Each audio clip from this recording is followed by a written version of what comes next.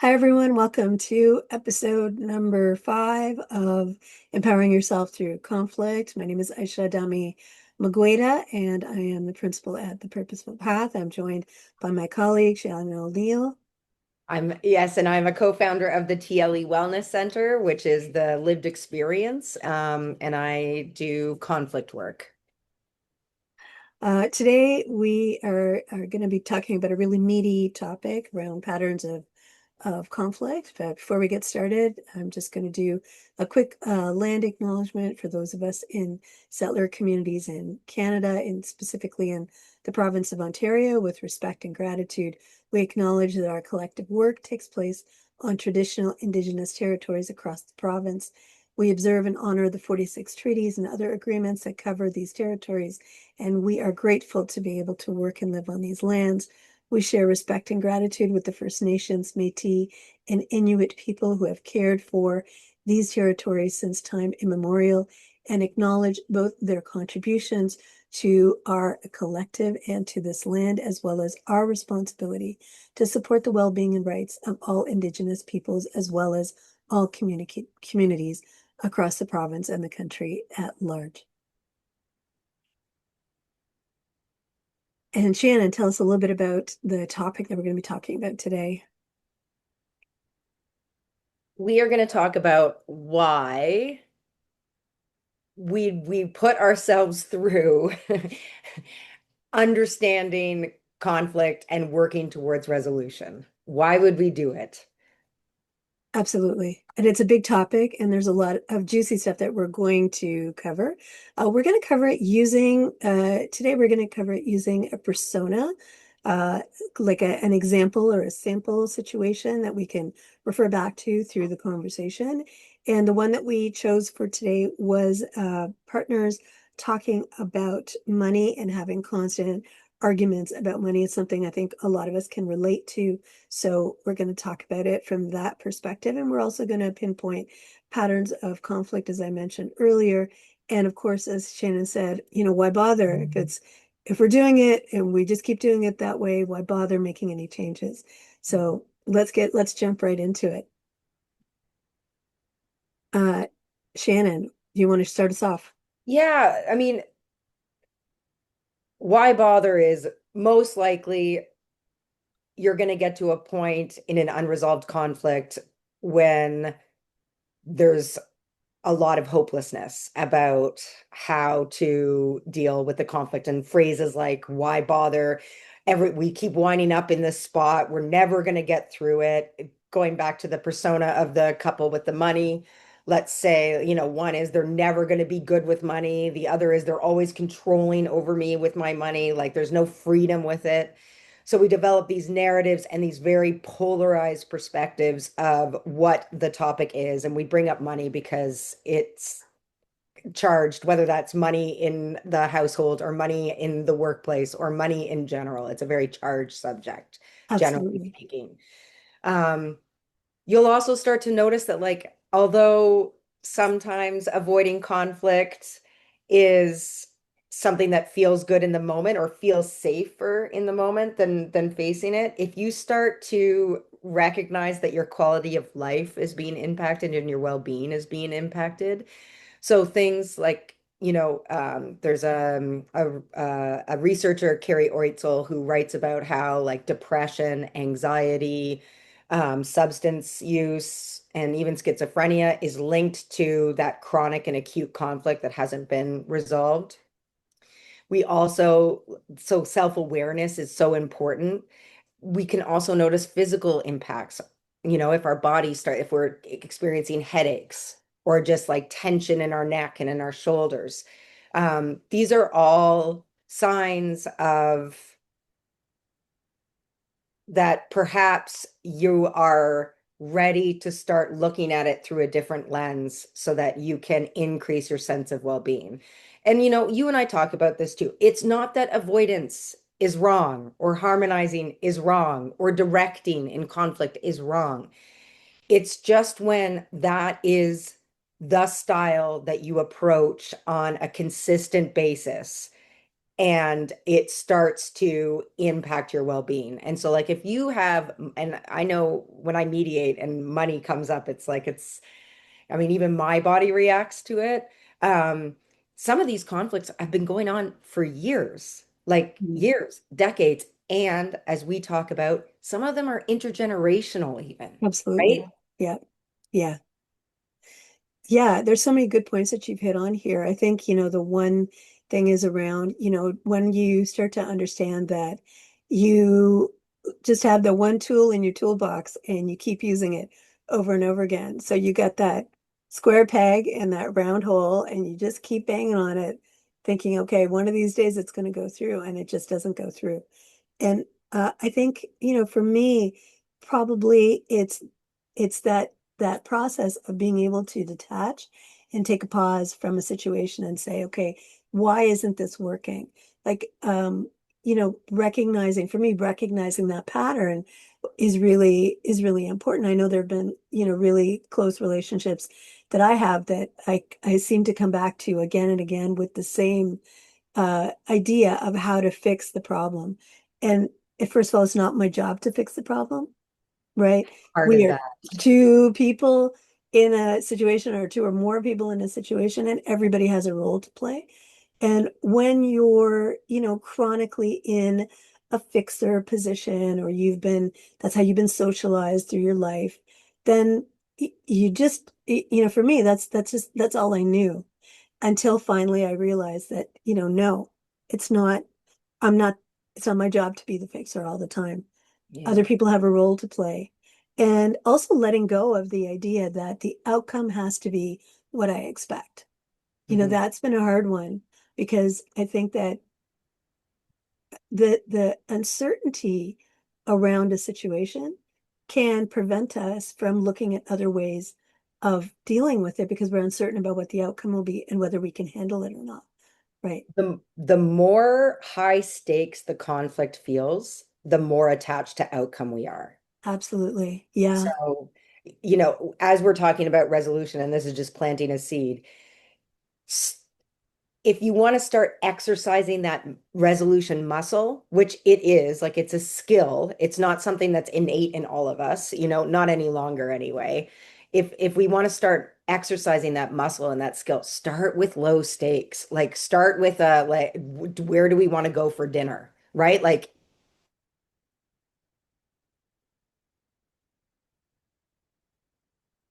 to, as you said, like that pause, right? Because when we're in conflict, it's chaos, right? It's chaos in our bodies, it's chaos in our minds. Like it's so hard to catch up to anything. So of course our body takes over and goes, okay, overwhelmed, system overload, shut down, fight, flight, freeze, fawn. Yeah. That's what I have access to. Yeah. And especially if it's a repeated pattern, you're probably in anticipatory survival mode Yeah. just based on the others like ugh or oh I know they're going to say this next, right? Like it's not, it's sometimes it's not, and that's why it's so hard to undo the pattern, because you don't even really realize that you're writing the story before the story or the conversation has even happened. Yes. Yeah. Yeah. And that's why when we talk about the swords assessment, like we did in our last episode, Mm. the talk, talking about the story or the narrative is so important, because it's what we keep telling ourselves, right? So coming back to the fixer and the controller, Mm. when I really realized that that was the role that I was playing in so many situations in my life, I took a low stakes approach. And it was really, really simple. Is that when I went out for dinner with friends or with my partner or with family, I would pick two or three things on the menu, and I would ask the server to choose one of them. So I didn't have to make that choice. Because if I liked it, great. But if I didn't like it, then I would have to deal with the consequences of that. And it Mm. was very low stakes, but I did that like for a couple of years. That, I mean, I still do it sometimes just for Yeah. fun, but it was something that took me out of that director position, Yeah. even though I picked the three things, but only because I have some food sensitivities, right? I picked three or two or three things and I let somebody else make that choice so that I could get comfortable with someone else's decision and then how I would respond to something that was very low stakes. And and here's the thing, like being able to fix it and problem solve is an incredibly important skill. Like we need that skill. Like and some of us are more proficient at it than others. And especially when you can see the solution right there, it's like it's right there. Why are we going through all this kludge when I'm giving you the answer? Like just take the answer. The To your point, it that if the other person doesn't feel like they're part of the resolution process, they're not going to come along. It's not in good faith. And it's probably not going to be sustainable, meaning you might get that answer in the moment of yes, okay, but then, you notice that it's not happening on a regular basis. So what happens is there's a ton of resentment, right? Like I'm sure as a fixer, as I am too, that when I put in all the work of explaining what the answer is and like getting people on board, and so I thought, and then it doesn't happen, it's like, ugh, the amount of resentment that I experience. And like that was when I started realizing that I needed to step away from that role because of the amount of emotional discomfort I was experiencing after the resolution or the supposed resolution, my resolution. Absolutely. Well, I think and it really speaks to the attachment that we have to not just the outcome though.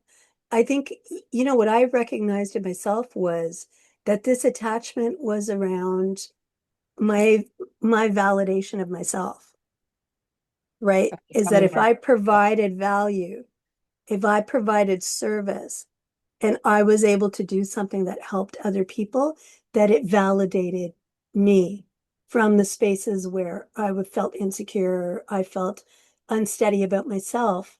Then I was looking for that validation as how do I validate myself? And so people not following along with me was more than just, oh, they're not understanding it. It felt like an invalidation of what I was bringing to the table and my own value within myself. And so I would be carrying that resentment, but hurt. I'd Yeah. be carrying that hurt inside like for days afterwards. And I'd be like, but it was such a small thing, right? It was such Yeah. a small thing. Why was I so upset about that? And then the other piece of that is that, I don't have all the answers. I'm not yeah, I have my own kind of magic, sure. But I don't have the kind of magic that everything that I say or do is right or correct. It's not. It also stops me from learning, what if my answer wasn't correct? What if I was able to bring everybody along and it didn't work out? And what Mm. if somebody else had an even better answer than me? And Hmm. I didn't let that happen because I was too tied to the outcome, Hmm. right? So this idea of the repeated patterns, like we can say, really simply, okay, well, what are the things that we keep doing over and over again? But it's important to excavate what that actually means so that we can recognize it and then start to change it because the simple act of recognizing something isn't enough to disrupt the pattern. Oh, yeah. Yeah, it's a very important first step. Yes, it is. Yeah. Yeah. It's interesting when you were talking about how you were hurt. It reminded me of, the identity threats conflict, Mm, right? That there's a perception or an actual threat to your identity by someone not going through with the fix, right? yes. Yeah. It's like they're saying you're not reliable or you're not competent or whether that's perceived or actual. And that's why it Or feels that they're better than you are. or that they're better than you. Yeah. Yeah. Yeah. Yeah. Um yeah, it's like that's the complexity, right? And that's why it feels so charged. And going back to like why do this work? Because the radical acceptance piece is we are in conflict every single day of our lives. And if we don't, if like, so what I found empowering is the conflicts that I was in, and self-disclosure, I grew up in a very high conflict household. So my skills for conflict resolution were to win and to fight until I won. And then, your emotions can only take you so far and so charged. And then you just like everybody kind of goes back to their corners and that gets swept under the rug. And then you Right. rinse and repeat and rinse and repeat and rinse and Yeah. repeat. But I had some core visceral belief that there was a better way or another way. And because it didn't, like, if that was the right way, then why did it feel so crappy afterwards? Yeah. And Yeah. so crappy, Yeah. right? And also, if it was the right, then why do we keep doing it? Like, why is it so, and why does the relationship feel so fractured and we feel so disconnected? Yeah. Like, and I think that that's the difference of because once we start to put ourselves into this resolution mindset, it does not save us from emotional discomfort. Like, we're Yeah. still going to experience a crap ton of emotional discomfort. But what it will do is it will continue to build the connection, right? Whether it's connection with ourselves, whether it's connection with the other person, if they are on board with the resolution process. And that, I think, is the difference between suffering and discomfort. Mm. And I think we suffer if we don't start to understand at least this part of ourselves, at least this part of ourselves. So would you say that suffering is kind of like the continuation of pain in, as a habit or in ignorance, whereas discomfort is experiencing, um, pain or unease, but with an end in mind, with some kind of like how would you differentiate those two things? Because I you were just think talking about the difference between pain and or discomfort and suffering. So I just want to make sure I understand. so. The way that I understand it, like, and look, I mean, there's probably a million different definitions, right? But the Yeah. way that I understand it is kind of more based on symptoms. So Yes. suffering, is when like that depression, that constant anxiety, So the chronic, chronic, like just and acute. acute, Yeah. Yeah. Yeah. Yeah. and a substantial and significant amount of time that you've been experiencing those symptoms, that suffering. Discomfort is, for me, there's wisdom in discomfort. So it's the acknowledgement that there's some type of difficult emotional experience that you're having. And then there's also the ability to kind of think it through and have the skills and being able to lean into the skills and using them, and then the self-analysis or the co-analysis afterwards, right? Like, so there's wisdom in discomfort, or we can apply, sorry, wisdom in discomfort. And as I always say, you can't have wisdom without dumb. Like, there's dumb and wisdom, that's part of it, you learn. And with suffering, it's your body takes over and you're in survival mode. And there's not really the ability to reflect and problem solve and apply skills. And so, yeah, I mean, they're not mutually exclusive, but that's kind of the spectrum, at least the way that I understand it. And I really appreciate that you talking about it in the context of a spectrum because as humans, it's our, it's kind of our brain is hardwired to simplify, Hmm. right? Our neural pathways, like that's how we have neural pathways, because there are certain things that we do or think about or beliefs that we have that just happen like that because the brain has simplified that process so much. So we're used to simplifying things. But I think that it's really important to be able to see that most things exist on a spectrum. We're not talking about things that are either one way or the other. And also that they're fluid, because sometimes you're going to go back and forth on something and you may head into an area that is a little bit more towards one side that perhaps you don't normally see yourself on that side, right? So I think that understanding that things are not just complex, but that they're fluid and that they're constantly in motion. Because like you said, we are in constant levels of conflict, we choose to understand that or not. We might think that, oh, this happens every day. It's an irritation, it's all the time. And oh, it's just one of those things that I deal with. But if we're not making a conscious choice about what we're doing with it, whether we're accepting it or whether we're going to advocate for a different way of doing things, then we are in some state of conflict, whether we acknowledge it or we Mhm. don't acknowledge it. Right. So I think that that's very fair to say. And I like that kind of definition of suffering, which sounds like it's more, we're talking about that movement between what our body is experiencing and what's chronic to us, to that moment where, we're experiencing discomfort because we realize that, oh, there's more awareness perhaps in the discomfort, that there are other options, Mhm. as opposed to in the suffering where traditionally or typically most people feel like there's no options. They feel Mhm. hopeless. They feel powerless. They feel like they can't change anything. So Mhm. when we're moving into this idea of disruption, I think it's also important to recognize that, you know, um, that coming to that resolution mindset, as you said, is preparing yourself for being in discomfort Yeah. and pain, perhaps in pain, uh, for a more extended period of time as it takes to move through those things.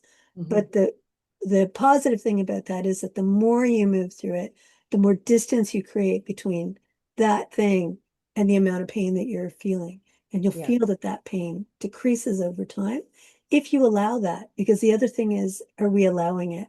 How is that conflict serving us? Like that pattern might be hard to break because it's serving something. Like in the example that I gave about my own validation, it wasn't until I realized that I didn't need to be a fixer to validate myself or to have, to think about myself in positive ways.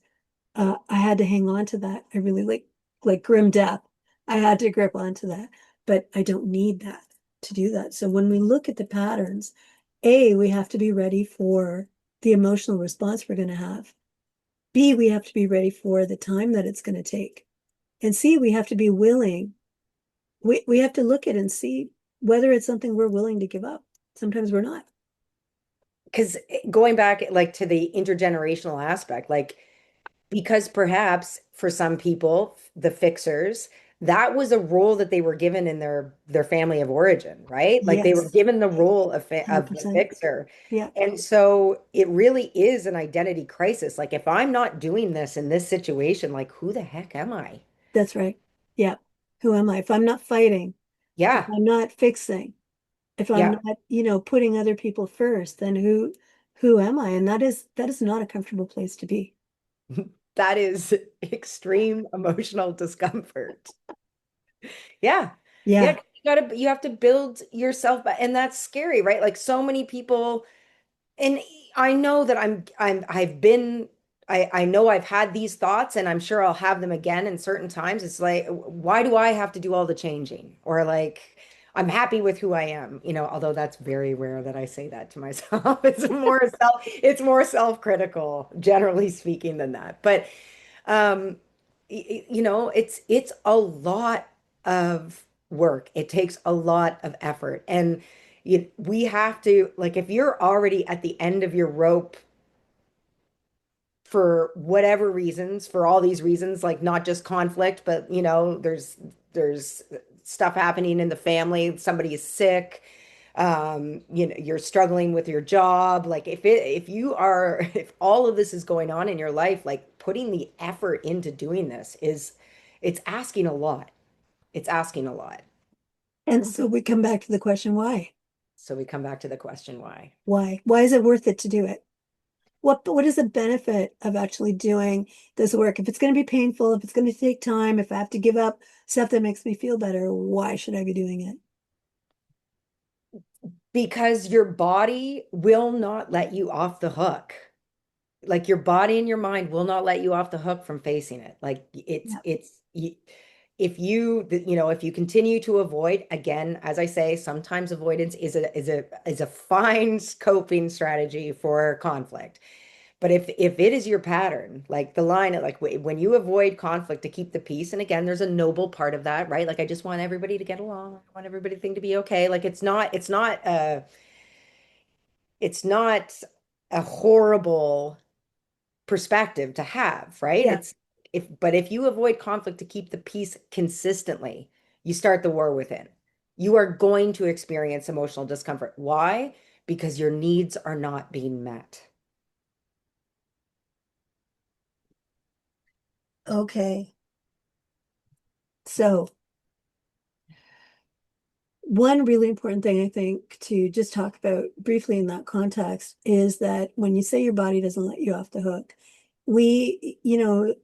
if you follow anything around health trends or you follow anything around, mental health trends or physical health trends, what you're likely going to see is the increasing amount of ailments that people are being treated for, right? We're talking about things like beyond depression and anxiety and serious mental health challenges. We're also talking about things like obesity. We're talking about things like blood pressure, with high blood pressure.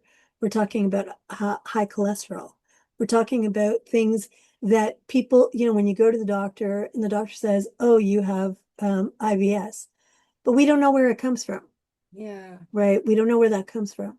And I think that if we, I'm not a doctor, I'm not a researcher, but I think that there is some element of what the body is experiencing with Yeah. high levels of acute and chronic cortisol Yeah. that is, and cortisol being the stress hormone, is the thing that our bodies are not able to handle, right? Because normally you go from the sympathetic nervous response, which is being active and being engaged, to the parasympathetic, which means rest and relax or rest and restore.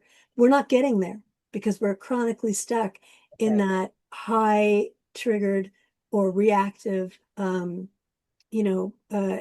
sympathetic nervous response.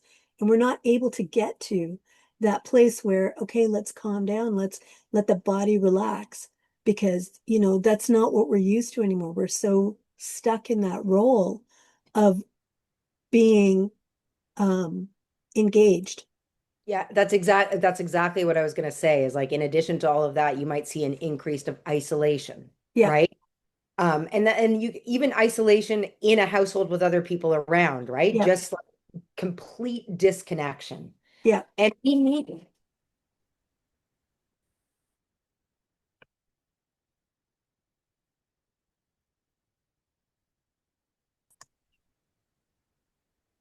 so that was a live experience of conflict. That was my dogs that just got into conflict, probably about a ball. Interspace conflict. There's Mm-hmm. one ball and one of them is going to get it. So we were talking about how being another side effect of this um, heightened kind of body state is isolation, right? Like even in the same household, you could be in the vicinity of other people, and because you're not resolving the conflict, you kind of just exist as little bobbing heads in the space, and you're not getting that connection. And we need connection. Humans Yeah, need connection. yeah.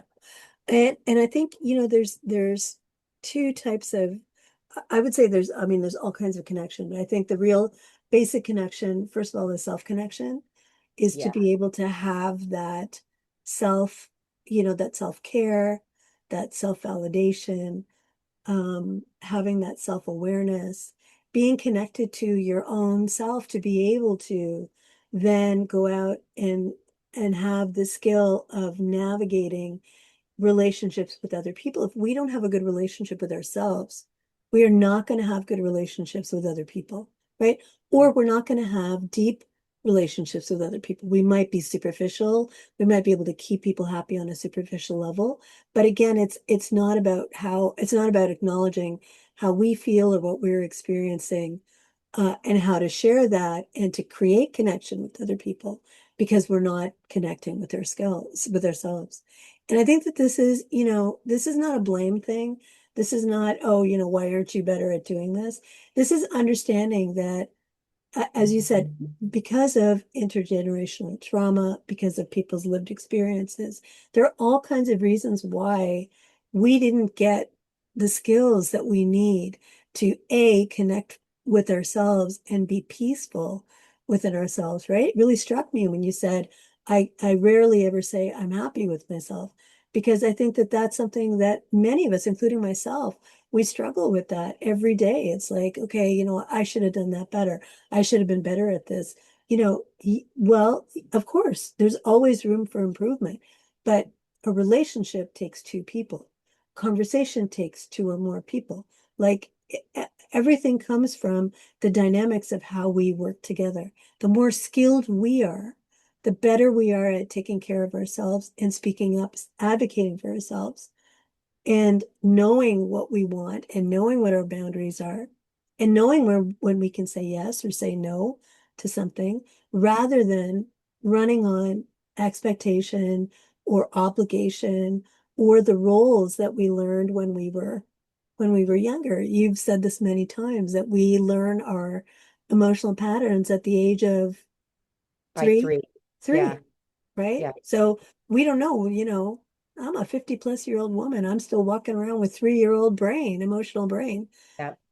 It's understanding and giving yourself that grace. And then also, you give yourself that grace, you're going to be able to give other people grace as well, right? That's exactly it. And it's also, that self-awareness piece is what will allow you to really truly understand, am I in a good faith conversation with this other person or am I not? Yeah, And if I'm not, how do I get out of it? Like how do I end it? How do I create those boundaries that this is not okay with me?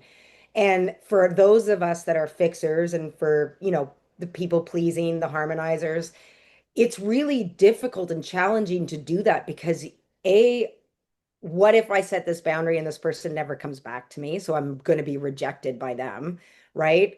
And this is just our visceral, like our first thoughts, right? Or our first feelings, our gut. Or B, what if I hurt their feelings?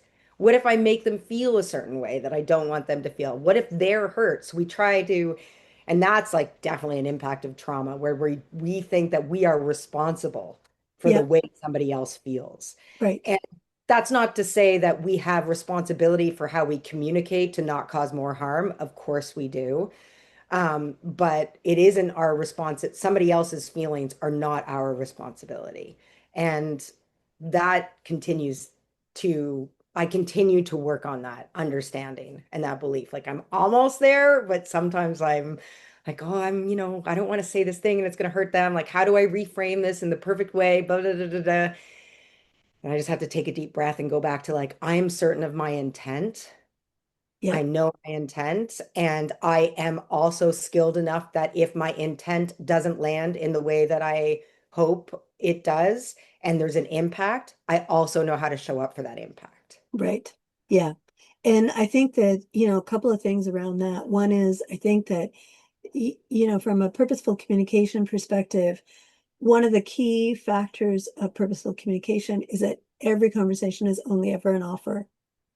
It can only ever be an offer, right?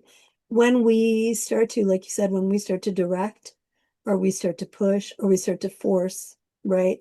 I very frequently tell my clients that if you are walking into a conversation with the idea that you need to convince somebody else of something, you Yeah. need to just turn around and walk back out, because you are not going to have the result that you want. First of all, you are very unlikely to get the result you want.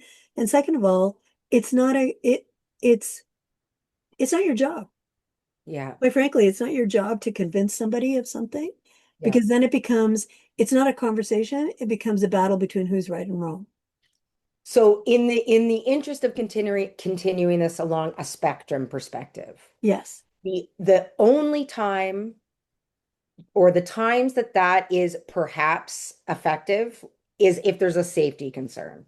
If there's a safety Yes. concern, Fair. Yeah. directing and force to keep somebody else safe, and it's not like safe from making a mistake. Like we are allowed to make mistakes, but it's safe from like there being a bear or stepping in front of a car or whatever. That is when that instinct and that approach is incredibly effective. And that's what we want to do. We want to keep each other safe. We want to keep ourselves safe. But if there's no bear and there's no imminent threat or danger, then absolutely. It's an offer. Well, I think, the thing then, Shannon, becomes when you've got a situation where someone is behaving in a way that you feel is unsafe, but they don't think is unsafe, or in a way that you can't stop them from self-harming, for example, Yeah. right? Th this is the complexity piece. We want people to be safe, but at the same time, we have a very limited amount of, again, control over how people receive what we're offering and whether they are going to act the way that we want them to act for their own safety or for their own best interest, right? I frequently hear people say things like, well, I know them better than they know themselves. I know what's best for them. That's my You know what I favorite. mean? And Yeah. I know that's not what you mean, but this is the complexity of it, is that when someone thinks that they are saving someone or helping someone, it is only ever an offer. You cannot direct someone who does not wish to be directed. You cannot save someone who does not wish to be saved.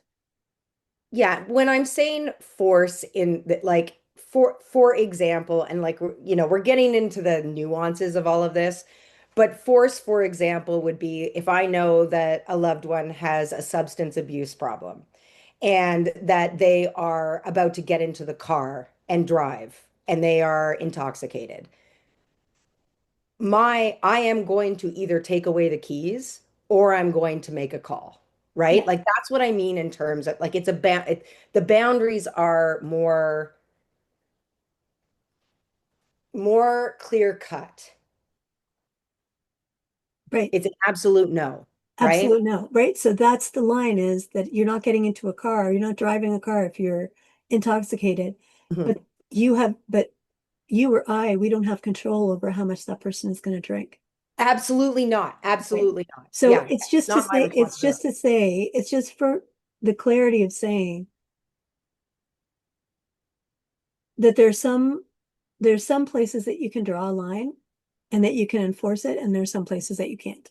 That's right. And it comes down to like getting back to it's an imminent threat. Yeah.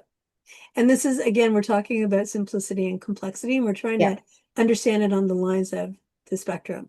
So Yeah. those things like having that self-awareness, being able to come to conversations in good faith, being able to address when harm has been created, being able to continue to come back to a relationship that's difficult and Mhm. keep working at it. Yeah. And sometimes whether the other person is willing to or not. Yeah. These are all things that we could do and we have to choose to do, That's right. right? Those are choices that we're making about how we're going to move forward in that situation, right? Now, when we're talking about how to continue to do that work, Hmm. what are some of the skills and tools that we can offer people in this conversation? What can we offer people to be able effectively um, to effectively engage the conflict, not necessarily to get the outcome that you perhaps are hoping to get, because we don't have control over that. Okay, so I'm gonna give you, let's use the persona as an example. Yeah, Okay, so you and I are in a relationship and we regularly, it's the kind of the undertone of a lot of our interactions and conversations. So right. we go to the movies, it's like there's a look between the two of us, who's going to pull out the credit card. Yeah, I want popcorn. You're like, why are we? I just said we're not spending very much money. We agreed to go to the movies. And like, it could be directly in the conversation, like yeah, we could be having this, discussion out loud, or it could just be us each in our little pods thinking these things about each other. And then we go to the movie and we're not really enjoying the movie because we're thinking about all these other things too, or Yeah. at least sort of distracted. Yeah. Okay. That's right. So, what are some skills? And again, that's at a restaurant. You get an extra, like it's all over in any kind of place where you spend money, which is like everywhere, groceries, everything. So, how would you and I approach this habitual patterned conflict Yeah. each other in an effort to resolve it? So, the first thing, as we've been talking about, is to really truly understand how you're showing up in that conflict. So, for me to do Absolutely. some Yeah. Yeah. self-reflection work, how am I showing up in the conflict? Yeah. For and the hope is that you're doing the same, but let's say you're not. So this is only like me trying to figure this out or trying to, making a choice to step into the resolution corner. Yeah. I would want to invite you into a conversation about the conflict, not in the moment, like not while we're at the movies. Hey, we're not going to fight here.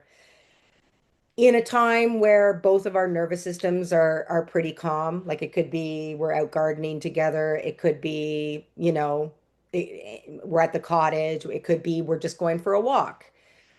I would say to you, hey, I know that money is such a difficult conversation for us. And I really want to find a path forward that we can work together so that it doesn't continue to disrupt our connection or get in the way of our everyday kind of movements. And I believe firmly that we can figure this out. Are you open to having a conversation about this? Yeah. Yes, of course I am. This was much easier than I thought it was going to be. Okay, so as a caveat to that, you may not be in the mood right now, and you might say because you're like, oh my gosh, like where's this coming from? Trust is not really there for us to have these difficult conversations. So Yeah. you may be like, no, no, no, I don't want to go there right now, which is totally fine. My response in that moment would be, I understand like the validation. Typically these conversations don't go well, and I can understand why you probably wouldn't want to engage in it because we don't want to get into another fight, right? Like we don't want to, and you're just, we're going out for this nice walk. Can we try again later? I really want to work this out. I really Yeah. truly want to work this out. Yeah. So now you say yes, you're in. There's a couple different ways you can go about it. One, the very nice offering is I would really like to hear your perspective. Would you be open to telling me your thoughts and your feelings about our relationship together with money? I promise I will just be quiet and listen.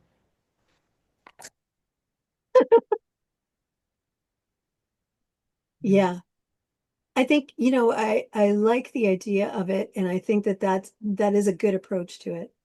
I think, what gets in the way is always how, all the other factors that are in play. So so when you say, I promise I'm going to be quiet and listen, that means that, is holding a compassionate space for the other person to be Yeah. able to share what's bothering them and to also be prepared for other things that are going to be introduced into that conversation, right?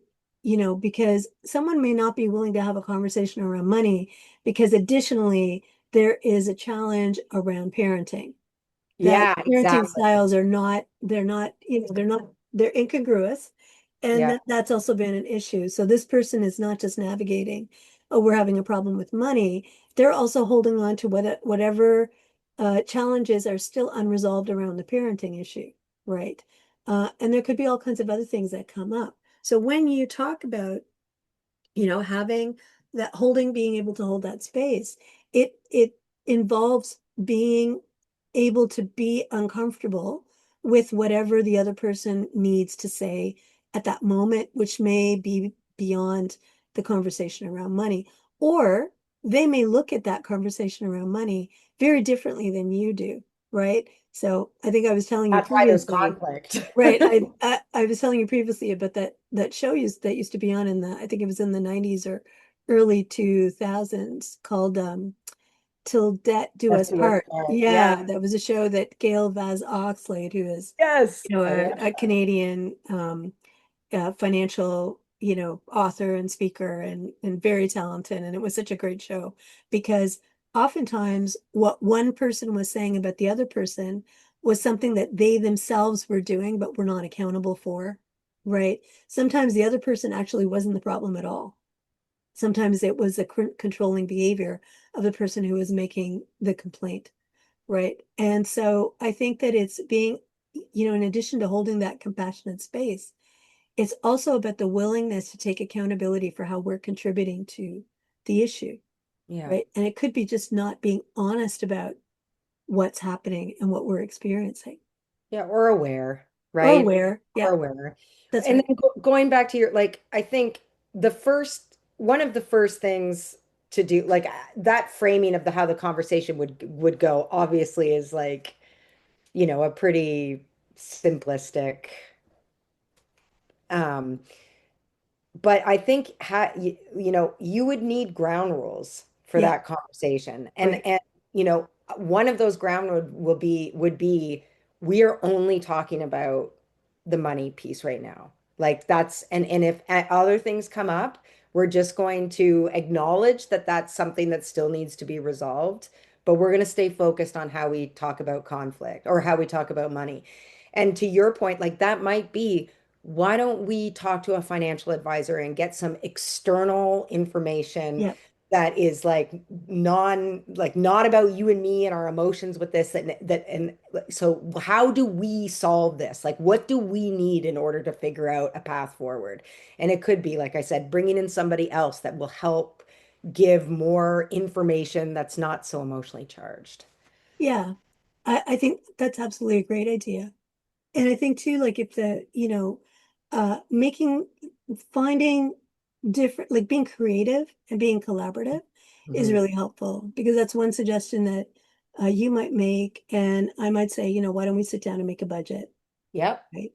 So it's being open to and not being attached to, well, this is what I think we should do. It's Yeah. being open to say, okay, you know what? Let's try the budget. If the budget doesn't work, let's go for a financial advisor because that's going to be more money. When we do that, it's going to cost us. So let's try this first and let's see how it goes. And then we have, there becomes sometimes there's also a values conflict around what we're talking about. So let's say we're talking about money and we're talking about the difference between, I don't know, getting, a new computer at the house or making sure that the kiddos get, put into summer camp for, Right. for this, for whatever amount of time that we want to put them in summer camp, right? So it could be a values conflict because the computer is a long term. It's something that's going to be in the household. Everyone's going to use it. It's going to be helpful. But having that experience for the kids is also going to be very valuable. And it's something that's going to give us ease because they're, you know, we don't have to worry about childcare. One of us doesn't have to be in the house. They're going to be taken care of. So then it becomes weighing the things that are important to the family unit and important to us in the long term and being able to negotiate. How do we move forward? And negotiation is a skill that not all of us have or can exercise again on the spectrum, depending on what we're talking about and depending on who we're talking about it with.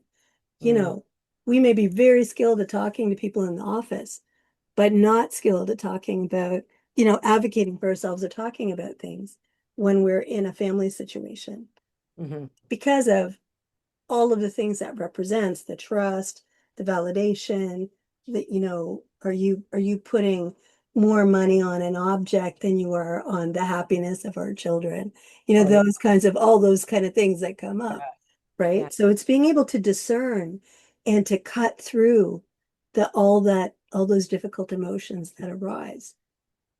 Yeah, and and I think that that's it. Like by the time that it's the conflict, it's the simple narrative, right? Like, nope, we need a computer. Nope, the kids need to go to camp. And it's just like Yeah, and it does not seem that the two of them, that yeah, those two perspectives can gel. that's And right. so, yeah, going back to your point, really understanding what the underlying value is to each of those polarized perspectives. Right. And oftentimes, as you start to unpack it, and this is another reason why bother, you start like people start to see the other person's perspective. Like it's the lack of communication or the unskilled communication about the thing that impacts the ability to resolve it as well. Yeah, So that's right. Yeah. And I think, sometimes these are not always conversations. And I would say, I mean, I don't know what the actual percentage is, but I think there are things that are not talked about in relationships you know, previous to a marriage or a cohabitation yeah, that would be helpful to talk about, right? Like uh some people have a very particular idea about money. Like some people's for example, my husband and I, he has his bank account, I have my bank account, we have a shared bank account, right? For some people that would be unthinkable. They'd be like, no, you yeah, know what? No, it's all going in the family pot. We're just yeah. What's wrong with your separating it. marriage that that's what you're doing? Yeah, Exactly, yeah, right? yeah, yeah. So I think that, rather than be afraid to have these conversations prior to those larger living decisions, it's helpful to have the courage to have those conversations, to know where, okay, we may not be on the same page right now, but where can we build a bridge, right? What can we do that's going to that we can live with and that we can work with together? That's going to meet everybody's needs, Everybody's needs. If we right? can we get to a win-win? Can we Can we get to get a to win? something that we can work with? That's right.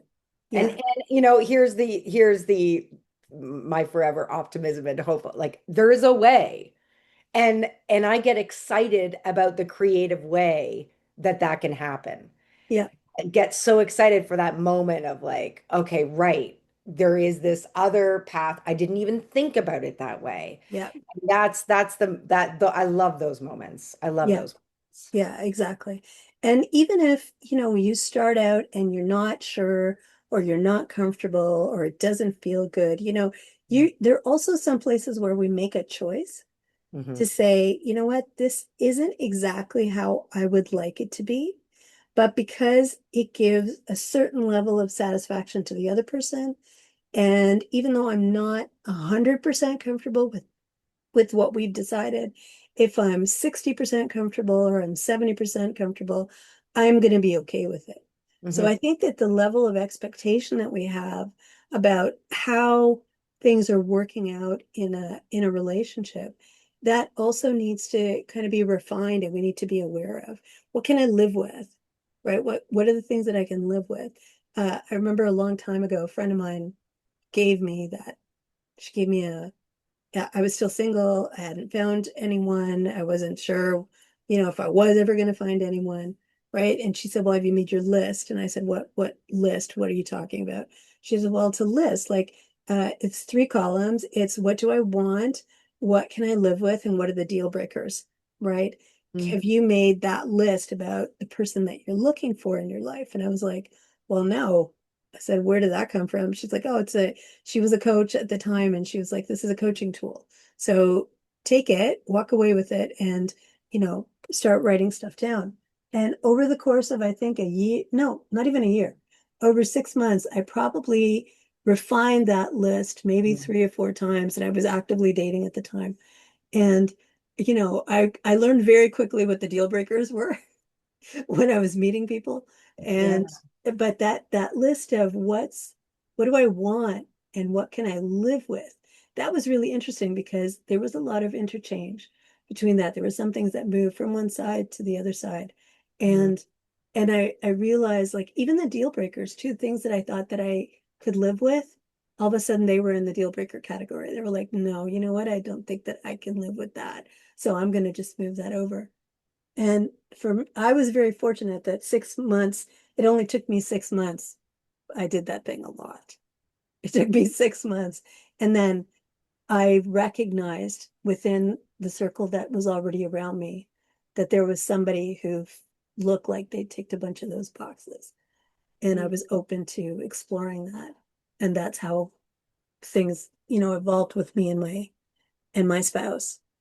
But it was that awareness, having that awareness of what's important to me, where am I willing to compromise, what am I not willing to compromise on, that Mhm. was a very valuable lesson because I was able to see things a lot more clearly when it came to thinking about a life partner.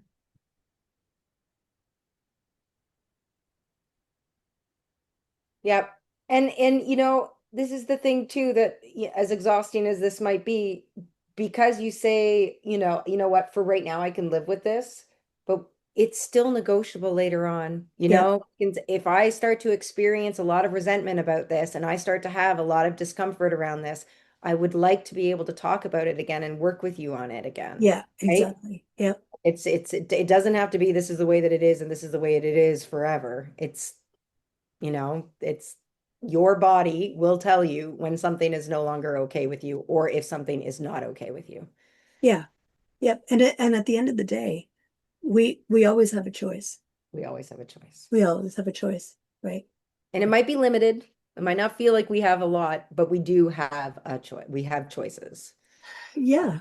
I mean, even sometimes if you're going along with something, even though it doesn't feel 100% good to you, and your spouse understands that you are compromising and they Hmm. acknowledge that, that Hmm. can go a long way Yeah. to, remedying how you feel about it because you know that the other person, they get you. They understand that this is hard for you and they appreciate that you're making that particular effort.